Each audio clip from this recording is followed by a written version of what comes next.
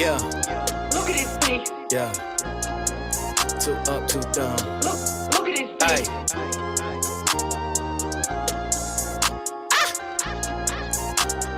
Got yeah. money. Yeah, I wanted the crown and to be celebrated. I rented a tux and I ordered a mink. Stood in the mirror like mama, I made it. Proceeded to brushing the teeth in the sink. Caught me a grill and I'm so melanated. I polished the chain, I ain't gold in the link. And I got me a baby who gave me some babies. I'm raising a lady and building a king. Too cold, you too busy running with another man lane, I guess. Yeah, too bold.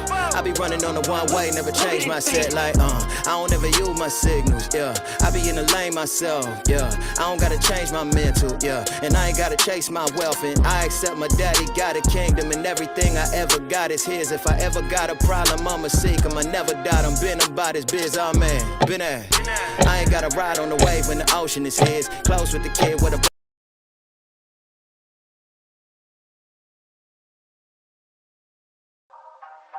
What's good, baby? It's your boy Dale. I'm back in the saddle again. Our motto is to buy, build. We already bought it already, so we already own it, free and clear. Refinance to long-term debt, cash flow. That is the motto. Cliff, man, is that a pretty strong motto, man? What do you think? Man, the model is strong. Like, you're getting each piece of the invest, right?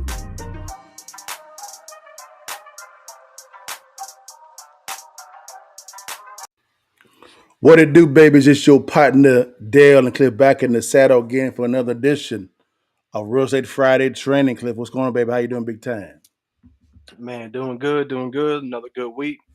You know It what I mean? was, man. Did we Yeah. get the bag? Did we get the bag, big dog?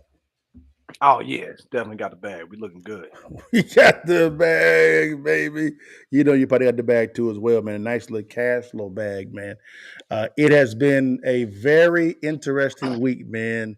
What's been some of the highs of your weeks and maybe some of the lows, Cliff? Ah man, just working on trying to get some the deals through. Got one closed out. That's good. Working. I think we got a little bit of wiggle room with another one. So if we do what we do, might be able to get both of them knocked out. Yes, sir, man. That's what we're gonna be. That's what we're gonna be doing, man. And working on the new construction, another new construction project as well, Cliff. So we got that one Okay. going good in Starkville, and also on one in Austell, and I think another one also in Atlanta as well. And so really doing a lot of new construction pushing, which is good. And we're also looking for good assets in the multifamily space, the apartment space to acquire, take down, increase the value, and then of course cash flow Jesus come back. But don't get mad at me. Don't adjust your screen, guys. We do look better than you. It's okay. Take the picture for your mama now. But it's all good. But Cliff, man, let's go dive in real fast, man, brother. Uh, Guys, one thing I like about Cliff is you have a licensed appraiser and also a private equity investor slash lender on the screen with you. So we give two different perspectives a lot of times. Sometimes we share the same vision when it comes to what's going on in the market, but Cliff brings a different perspective when it comes to what's going on in the single family residence market and also in the commercial market. He's a licensed appraiser. So Cliff, man, what do you see what's going on with the market, big dog? Man, same thing. Market's still a little bit of weak. It's going sideways right now. Yeah. But I still think we're gonna see a boom coming up here 6 to 8 months. Mhm. But right now, everybody's just waiting. That's what I see. That's what I see in the market. Everybody's waiting for them cuts so we can get back to business. Yeah, they're waiting on them cuts, man. But I think those cuts are going to do a lot more damage than good, unfortunately. But I understand the perspective of they got to cut it. They got to cut it for money to flow. They got to. Hey, yeah, no choice, man. And everybody recognizes it. Like I said, had you listened to me last week, Hmm. I think this week you would have made, I think, about 3% in the S&P. So Yeah, no. Yeah, yeah. I mean, those that can actually take advantage of what's going on in the market, do that damn thing. Do the damn thing. Most investors cannot, unfortunately. yeah, And that's what we really talking about. But man, what I kind of see in the market, the same thing with clear people are just waiting for on the sidelines. We're not. We're very active. Very active we are. We are hitting some issues when it comes to title companies and appraisers doing what they do, payment processors doing what they do. It's just not being able to control everything sometimes can be a little bit daunting, but it is what it is. But man, let's dive into this thing real fast, Cliff. Man, let's dive into this thing, man. The Fed chairman, guys, was on 60 Minutes. You know, me and Cliff talk a lot about the Fed. Am I right, Cliff? Yep. The Fed chairman came out and spoke to 60 Minutes about what his thoughts on the market. It was, I think, this past Sunday. I said, you know, this would be a good time for me and Cliff to kind of sit back and see what he says and then respond to this. Now, this first clip, guys, is going to be him talking about rates being cut. His perspective there, guys. Let's see what he says about the rates, and then Cliff and I will respond. Here we go. Come on, play for us. You ain't gonna play for us? Okay, hold on. We don't want to hold on, y'all. You don't want to play for us. Hold on, guys. But let's try this again. Boom. It don't want to play. Wow. Hold on 1 second, guys. This is crazy. Hold on, guys. It's real time. Hold on 1 second, Cliff. Let me go ahead and just refresh this real quickly here, brother. There we go. Let's see. There you go. Here we go. Now we're back. And we're back. Boom. There we go. Here we go, guys.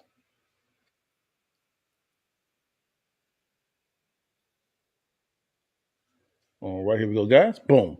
And here we go, Cliff. Bow. Here we go. Let's go. Is inflation dead? I wouldn't go quite so far as that. What I can say is that inflation has come down really over the past year and fairly sharply over the past 6 months. We're making He's lying. Keep going. good progress. The job is not done, and we're very much committed to making sure that we fully restore price stability for the benefit of the public. But We gotta stop this lying. I'm sorry, Cliff, man. We gotta stop this lying, bro. He lying, Cliff. He lying, bro. Cliff, is he lying, bro, about inflation being down? Is he lying, Cliff? But Come on, man. he's talking about how he measures inflation, right? But, I mean, it ain't 9% no more. Why, Cliff? Why? Why isn't that 9 anymore?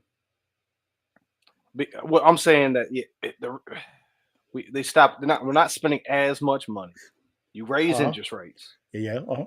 so cash flow is low. I'm rocking with you. I'm looking for one thing though. All that is great, no problem. Why is he now saying that inflation is lower? I need the reason. We know why. What did they do? They changed the calculations from every 2 years to every year. He's lying. Oh, I see. Oh, yeah. They changed it. Yeah, they changed it to say they even changed what 2% means. 2% don't mean historic. 2% means the time we feel like 2% is good.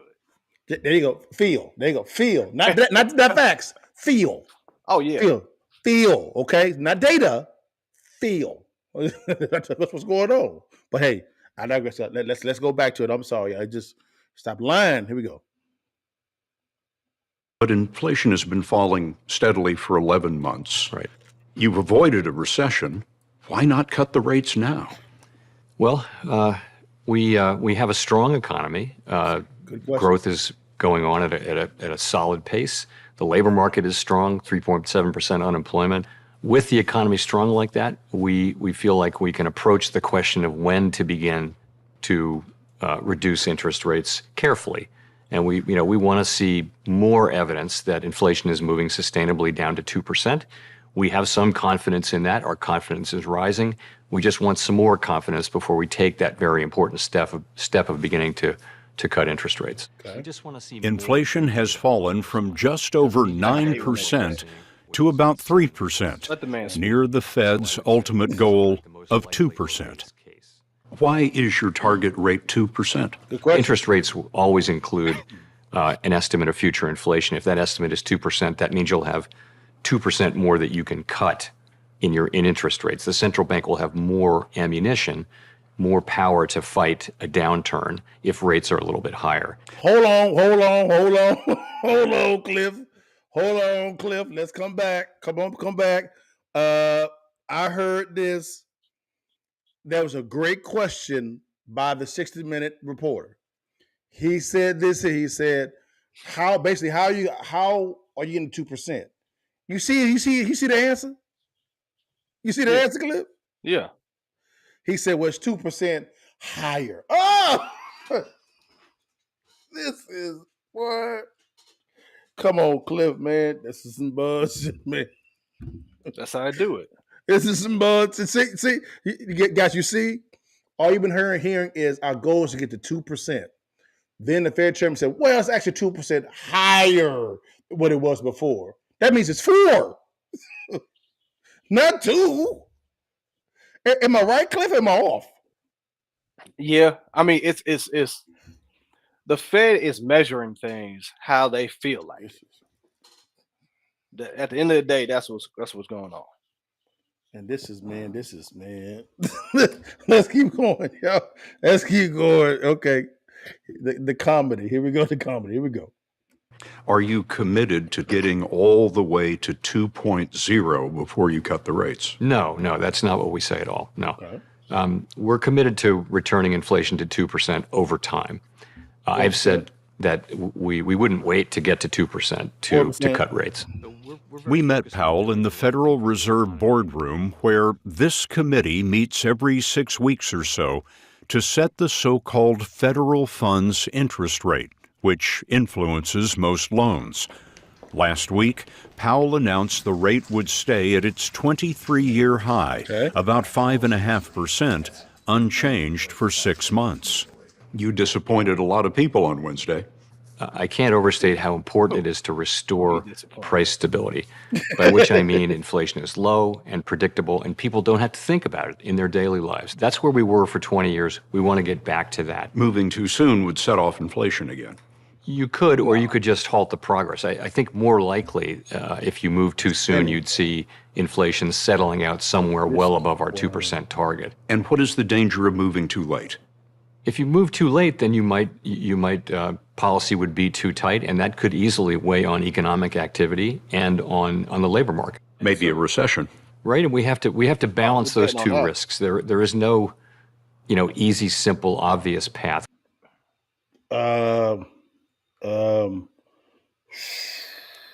Cliff, what's your thoughts?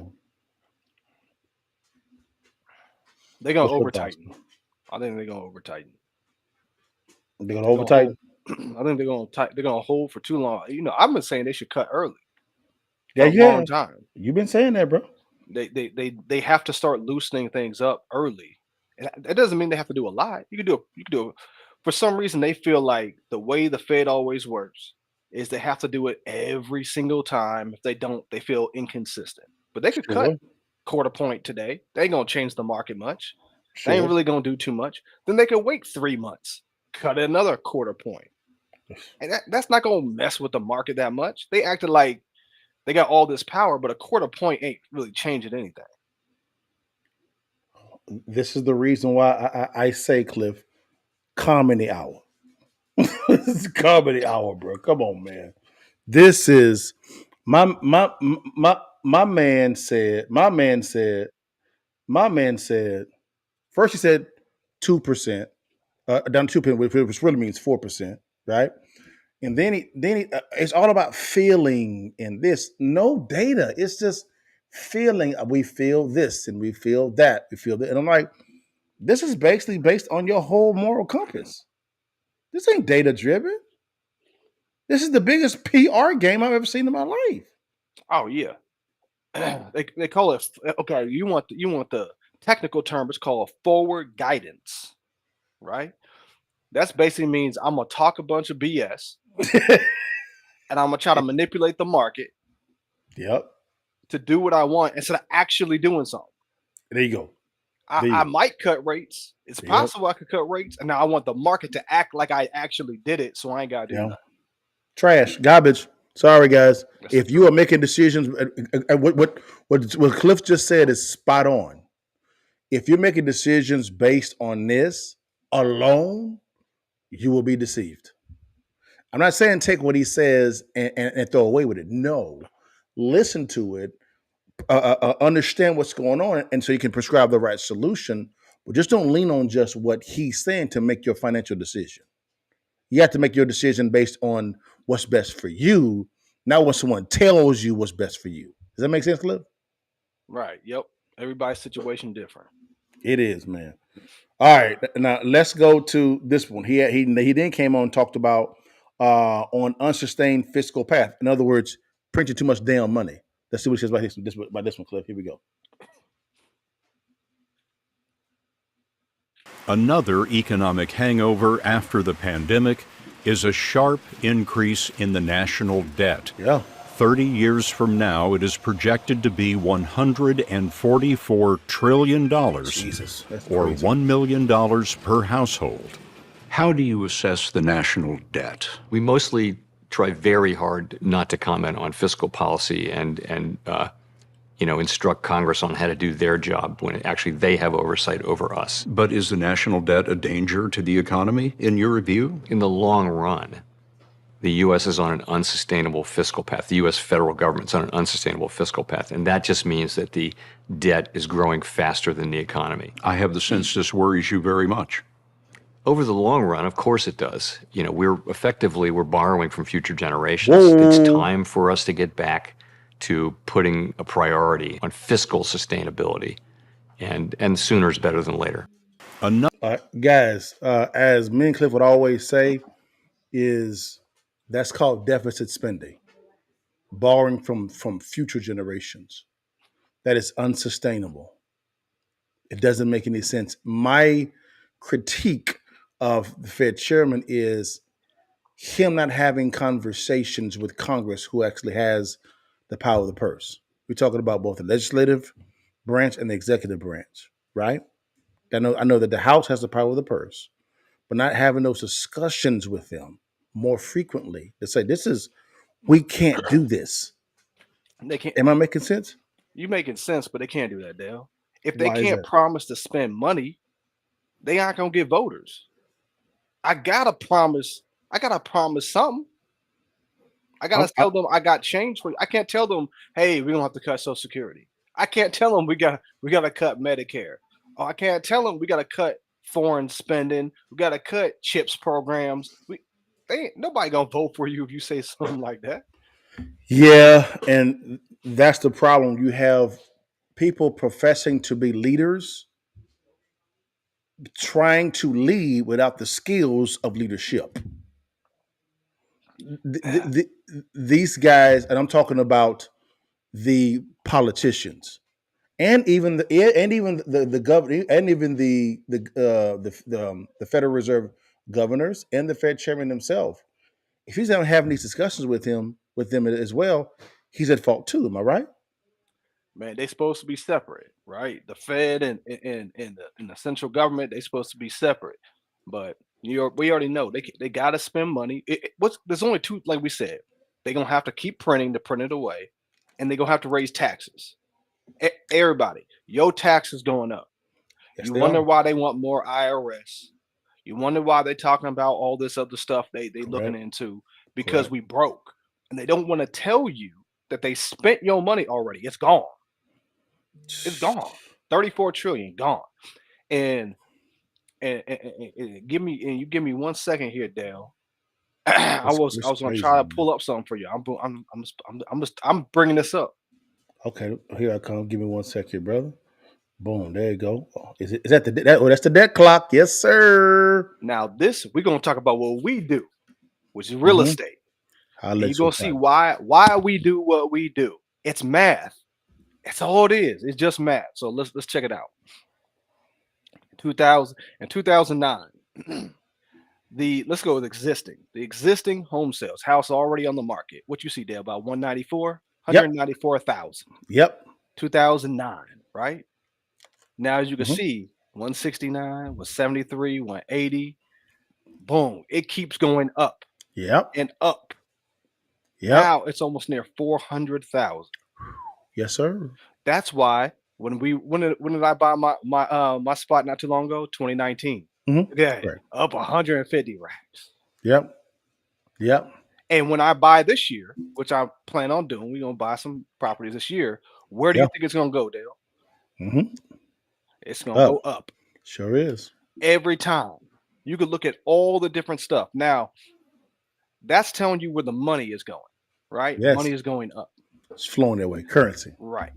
But look how bad the existing home sales right now. This is why I tell you, Dale, we have to cut rates because most of the money supply is coming from real estate. That's your Mm-hmm. construction, that's Yeah. materials, Mhm. that's insurance, that's Yeah. banks, Mhm. right? Mhm. They need to lend out money and they Mhm. make a lot of money off their mortgages. They do. So you can see 4 million, that went to 5 million here, right? Yeah. Yeah. Keep going down. Where is it today? Mm-hmm. Yes, sir. It's almost half. That's what I've been saying. Nobody's buying. There's no transactions on the market. None. Half. Look, it's the lowest, and this whole chart is this year or is last year. They have to cut. They cannot. This is not sustainable. That's too much money. That look, you see how much money there is in each home, 400K. That's insurance agents, mortgage brokers, appraisers, realtors. When you ain't making sales, the economy is stalled. Mm-hmm. Mm-hmm. So, like I said, there's only one way for the economy to go from here. You need to increase this number by dropping interest rates. And when you Mm-hmm. do that, you're going to turn to this side and you're going to see Mm-hmm. this number keep going up. Every time. Every time. So that's the reason why we say, guys, that we think it's wise for you guys to buy assets, Yep. income producing assets, whether it be stock assets, which is portfolio assets, or real estate assets, which is passive assets. All right. Understand the difference between the different asset classes. You have portfolio income, which is stock, right? Income, and you have cash flow, passive income, which is real estate, right? So acquiring those two types of assets can shield you from these decisions that the Fed chairman and the Federal Reserve Board and the politicians do. Understand that they are to be separate, but that does not stop them from having discussions with one another. This is unsustainable. We can't do this anymore. If you do this, I got to do this here, and it's going to wound you here. Now, again, a lot of the politicians don't really care because you said it right. They're in the business of garnering votes.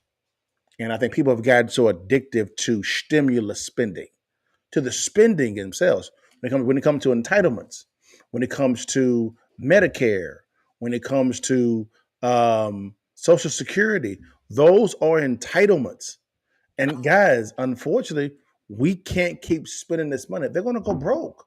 The only prescription that they've been doing when it comes to Social Security is to increase the retirement age, 5 years. That's going to do nothing but kick the can down the road. That's the reason why when it comes to what me and Cliff be talking about is we do the exact opposite of what they prescribe in Washington. Would you agree, Cliff? Oh, yeah. Yeah. And are we batting 1,000 or not? Yeah. Man, you been telling y'all. You can check it. You can check the tape. Check the tape, guys. It's something. So again, not trying to scare anyone at all, period. But you're hearing it from the Fed chairman's mouth of what's going on. And me and Cliff are giving commentary on this to kind of bring it down to Main Street level as best as we can so we can help you prescribe a right solution. Let's go to this last one, Cliff, for him. This is the Fed chair on real estate-led bank crisis. Uh-oh. Here we go here. That's true. Here we go, guys. Listen to what he's saying, guys. All right, here we go. The value of commercial office buildings all across the country is dropping as people work from home. Those buildings support the balance sheets of banks all across the country. Wow. What is the likelihood of another real estate-led banking crisis? I don't think that's likely. We looked at the larger banks' balance sheets, and it appears to be a manageable problem. There's some smaller and regional banks that have concentrated exposures in these areas that are challenged, And, we're working with them. You believe it's a manageable problem? I think it We're not appears going to to be. see bank failures across the country as we did in 2008. I don't think there's much risk of a repeat of 2008.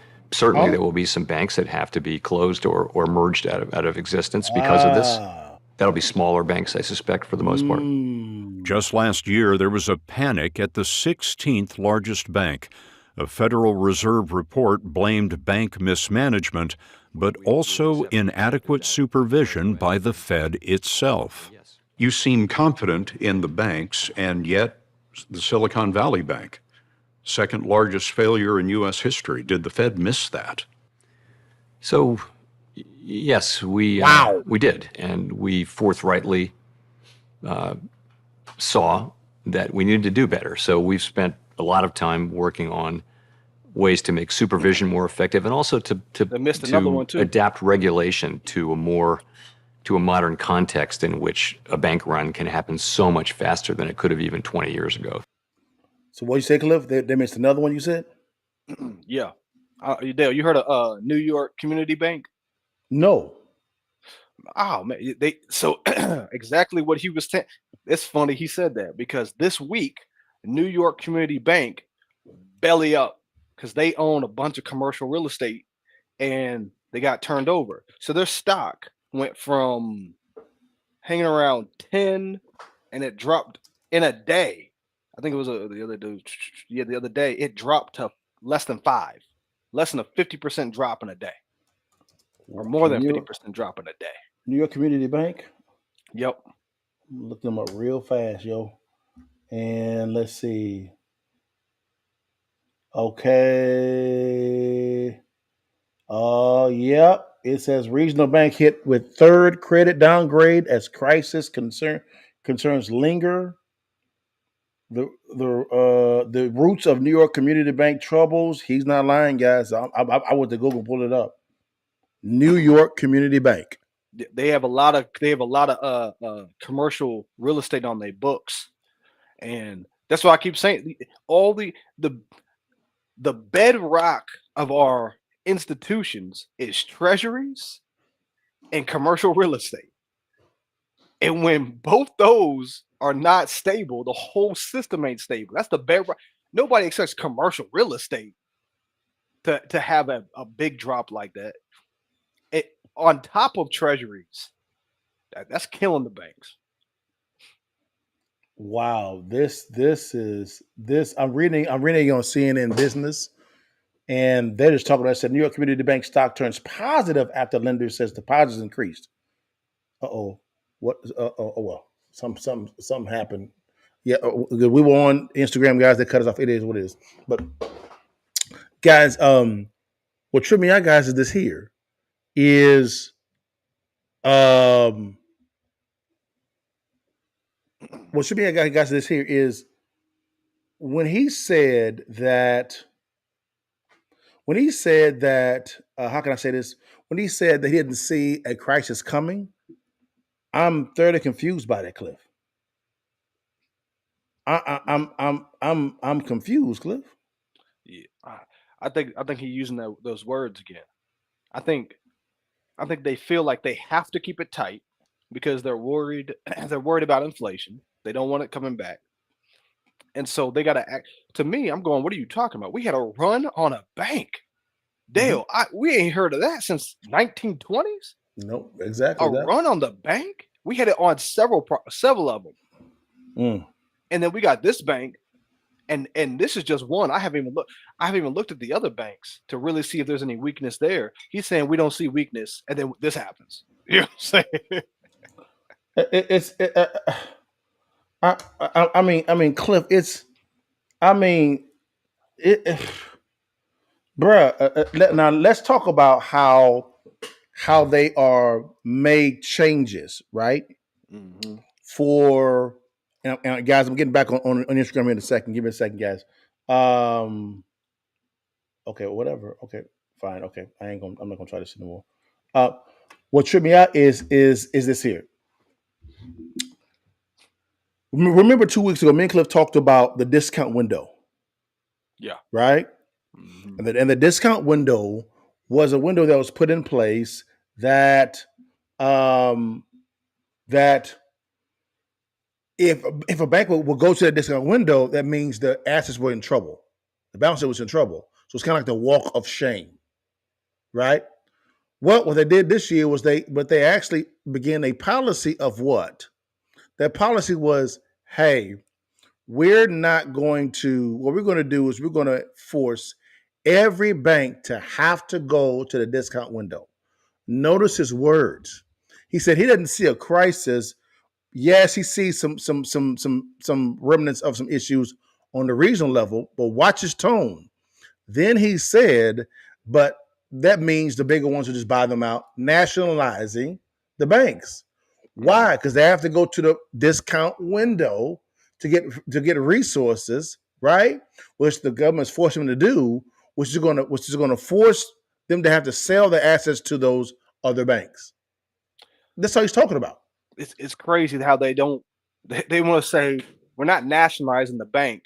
We're just giving them a loan so the business can stay afloat that they owe us. Exactly. It's the same thing. Same thing, Cliff. It's the same exact thing, brother. It's the biggest. It's the biggest. I would say it's a con. Yeah, it's the same. The Fed owns the banks. They own the banks. That's the truth. Exactly. They own the banks, man. It's sad, man. It is what it is, man. It just sucks, man, that people are going through this right now, Doc. It sucks, Cliff. It sucks, man. I mean, what are your thoughts, man? Do you see, Cliff, and a bank crisis coming, man? Or do you share what he's talking about? I think we've been having a bank crisis. I think all the banks are sitting on these mortgages. They just wait. They the same thing.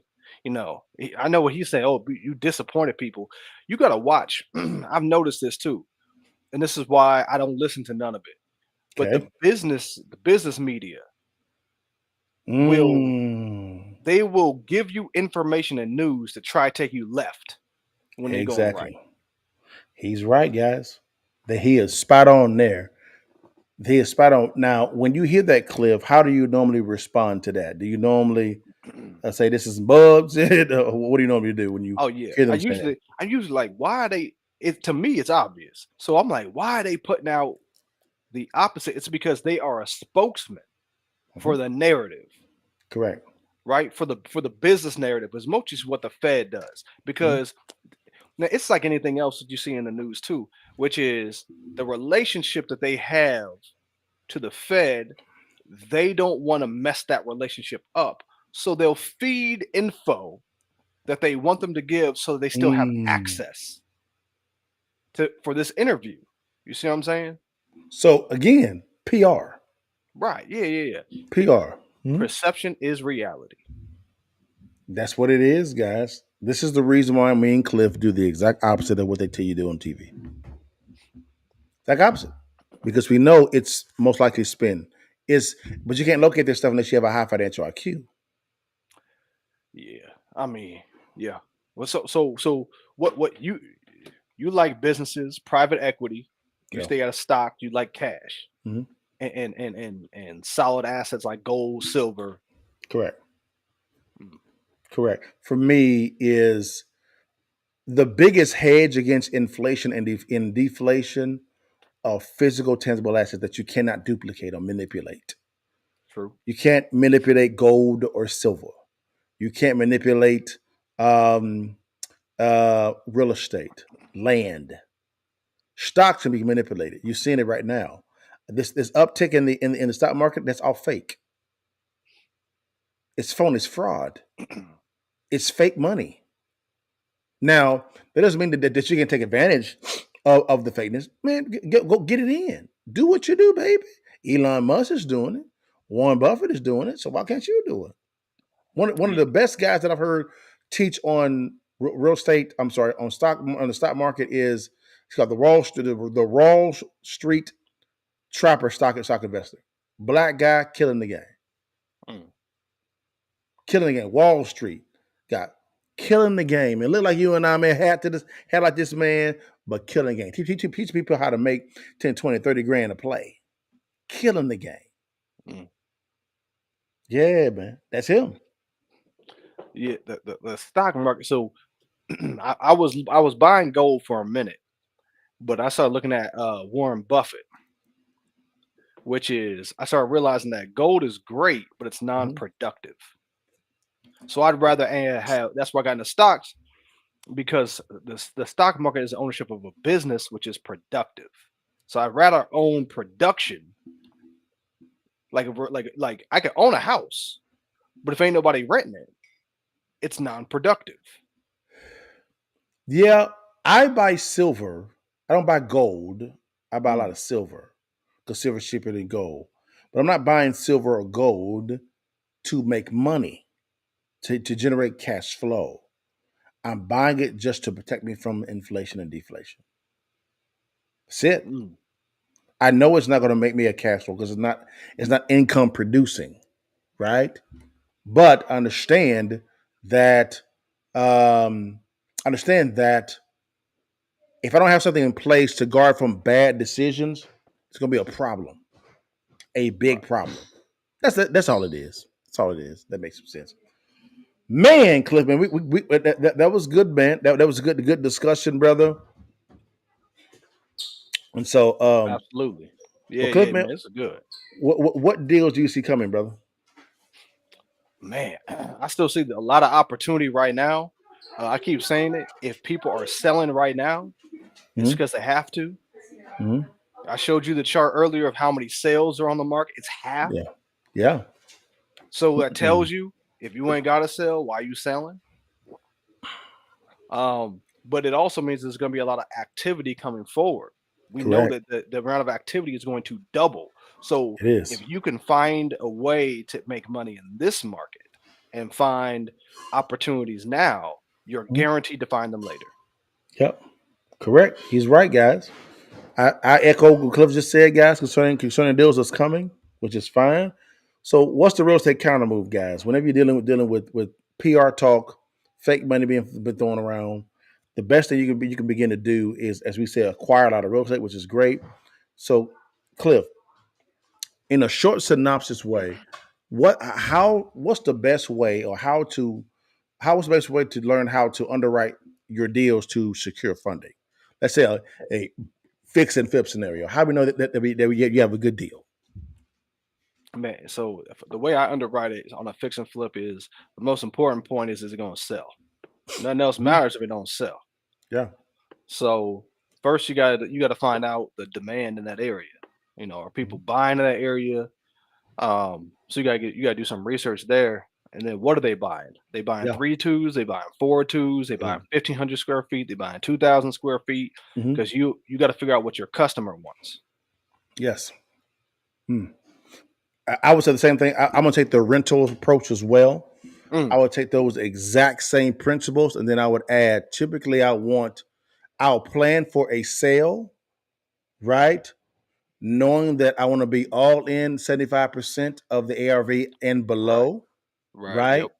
But also I want to be able to generate a between a 1% to a 1.25% or more DSC, or rental rate in that area, because Mm, I'm renting the property out. I want that money to be able to cover that cash flow to cover my debt service, which includes taxes and insurance, and I want to make sure it also covers my management fees, so that I take home a net. It's called a net. You have the net for the debt service, and then you have another net for when it comes to the management services. So it's called a net income. I mm. want what's coming to the house.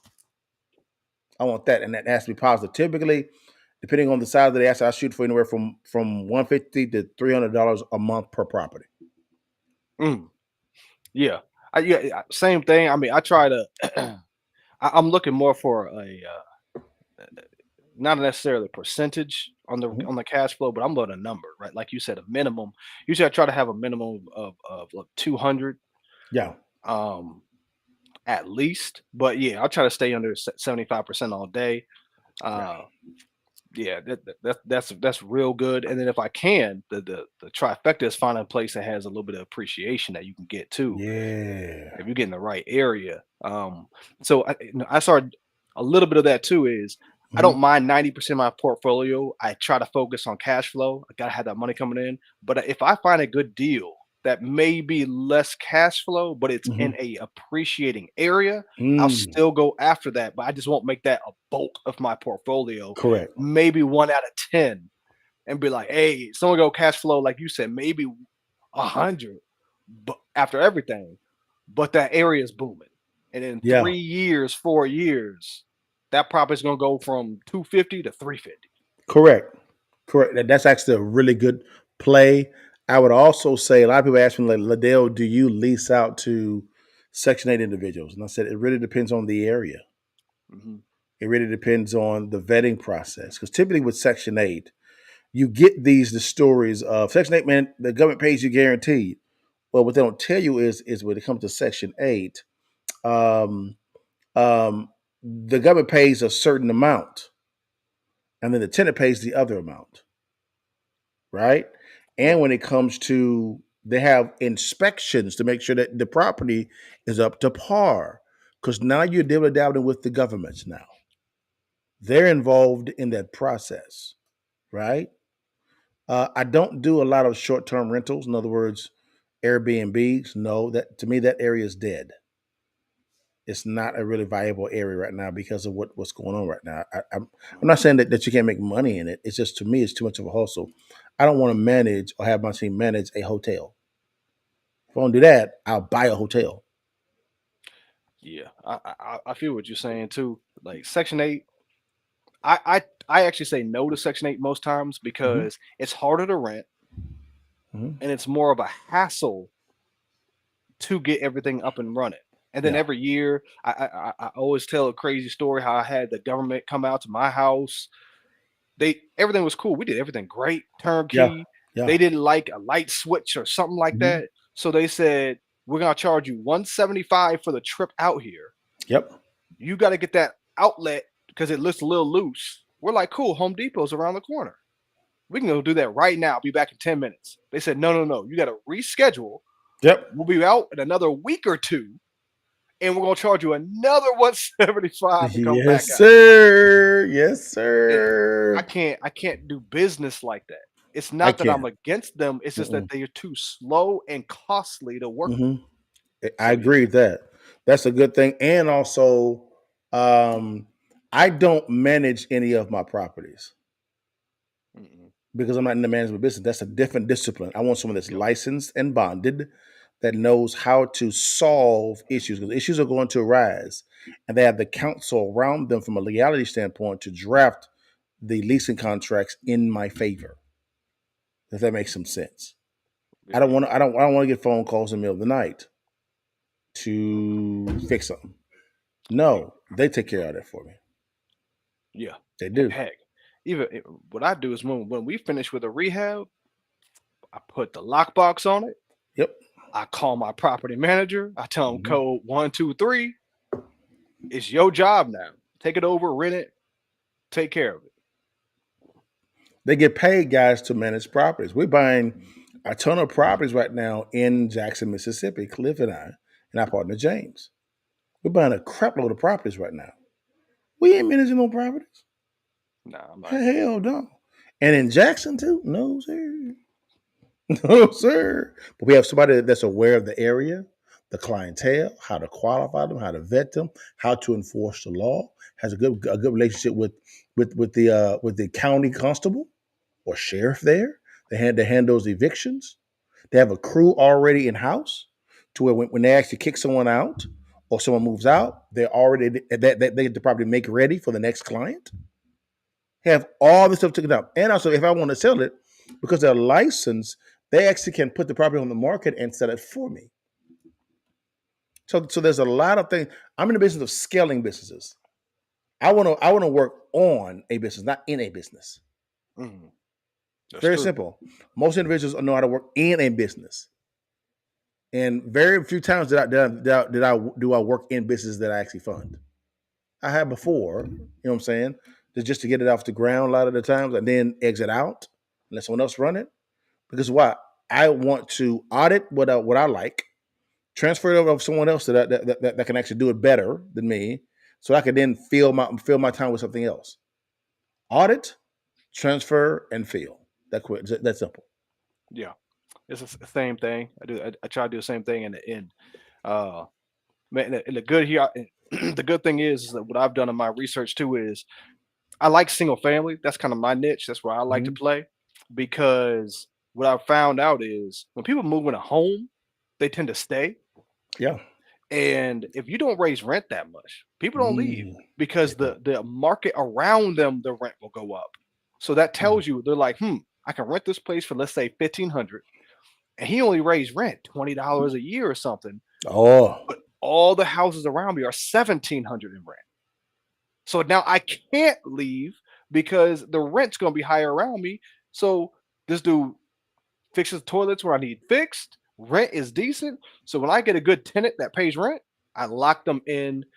I think the tenant I had now is going on year 5, right? Mm-hmm. Mm-hmm. No problems, pay rent every time. Every So time. I like to lock them in because you get Yeah. and especially these places like we in like Jackson stuff, you can lock in a Yeah. tenant 5, 10 years. Oh yeah, man. And then what trips me out is then you get into those creative financing deals to where let's say you have a long-term tenant, right? And they've been leasing for 5, 6, 7, 8 years. And you're like, you know what, ma'am? Sir, you guys have been great tenants. Hey, how you actually own the property? What? I can now become the bank to them. They can give me a down payment, and I credit what they paid in some form of fashion, and the lease payment to closing costs or down payments, which is great. They now own the property. Now now I keep the cash flow coming in, but now instead of me being a landlord, I'm now their bank. It's called seller financing. And now what I typically do is they take care of the taxes and insurance, right? They take care of all that. They take care of the maintenance of the property, not me. They do. I'm just the bank. And every single month for the next 30 years, I still get my cash flow coming in. Let's say, for instance, my debt service that I'm paying is 3% interest rate, but I'm charging 7, 8%. I'm making a 4 to 5% delta there. I didn't give up the cash flow. I just rewarded good performance to a tenant that's been there for a long period of time, but I also gave them the ability to achieve the American dream of home ownership. They can pass it on to the kids. Yep, and strategic. Dale's spot on with that. 100% right. I like that model, and that was the model I was looking at originally in Texas. Mm-hmm. There was a flaw with that. That you got to go through the process and all that kind of stuff. Things don't go right. That's why I like the places that I'm looking at in the South. I'm all these different little cities because you have an additional which is called a right to purchase. Correct. The right to purchase is cool because now I get to maintain the property, and we put a Mhm. contract in place, and they could put a not as large of a down payment as a seller finance. Maybe Correct. seller finance might be 10, 15,000. Correct. A right to purchase might be like 5,000, Yeah. and that gives them the same rights as ownership, but it waits for the end of the term before the rights are transferred over. Hmm. I like that one because I like that too. instead of a having to go to court going through that, you just do an eviction, a Yeah. simpler Oh, process versus a foreclosure. yeah. Because foreclosures can get a little messy, guys. That really can. When you go to the seller finance type of side, just like on the leasing side, you have an eviction process. That's a little bit more streamlined. Depending on what state that you're in, right? Uh, a foreclosure in a seller finance transaction type of scenario can be kind of lengthy. It really can. It can be lengthy versus a leasing or eviction scenario. That's very little the tenant can really do to say I've been wronged because you have a paper history of he hadn't paid. So typically, what happens is it's due on the first, and it's due on between the first and the third, late on the fourth, right? If it's late on the fourth, what I typically do is there's a $10 per day per diem on mine. I'm giving you guys a game. $10 a day per diem on my lease contracts, and it's up to about 10 days, right? So it's between the 10th and the 13th, right? On 13th, can do it. I give them a 3-day notice to evict out of the property. So by the 16th, they're most likely gone.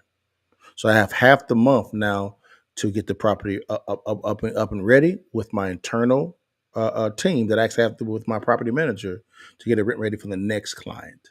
That makes some sense. Right.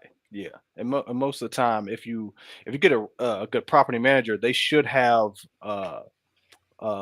usually they have qualifications saying if they find the tenant and the tenant has to be evicted, they will find the new tenant for free. Correct. Some do, some don't, some do. Typically, management fees, guys, monthly management fees, I pay between 7 and 8%. Yeah, that's about good. I can go to about 10, but I shoot between 7 and 8. I'm giving you guys game. Giving you game. Yeah. Free game. Free game. Yep. And I like doing it that way. And then, like you said, if we find someone who's good, then we'll usually about after 3 years, if they've been paying good for 3 years, then we'll offer them the right to purchase Yeah. and see if they want to just pay 5 racks, do a right to purchase. Yeah. And now basically the property is there for the most part. Yeah. And we kind of back out and then we could turn over to a servicing company. Correct. And we good. Real good, guys. It's real simple, guys. I hope we gave you guys some good game today, some good knowledge today. We got to talk about what the Fed chairman actually said, comment on that, right? And then really what he actually said. Me and Cliff been talking about that for the last month, 2, 3, 4, 5 months. Yeah. So we kind of gave you guys game. He has confirmed what we've been teaching.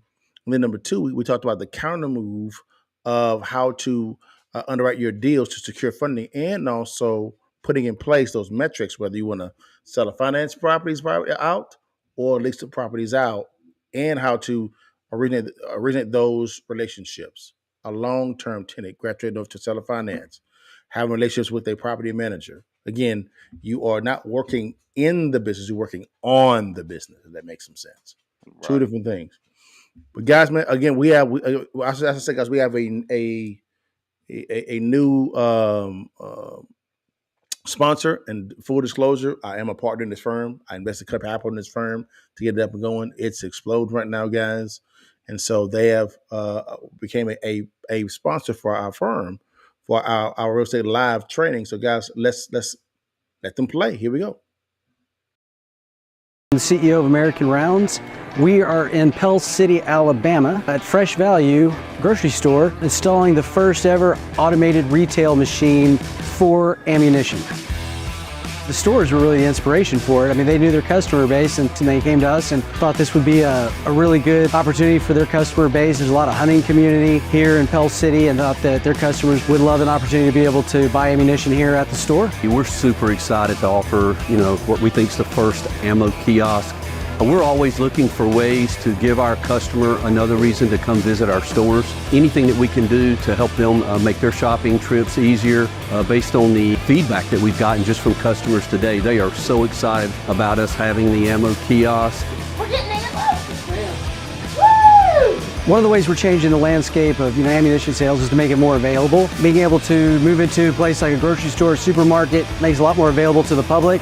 But we're taking a different approach to it. Traditionally, ammunition is sold at outdoor type stores, your sporting goods stores, and it just sits on a shelf. It's very accessible.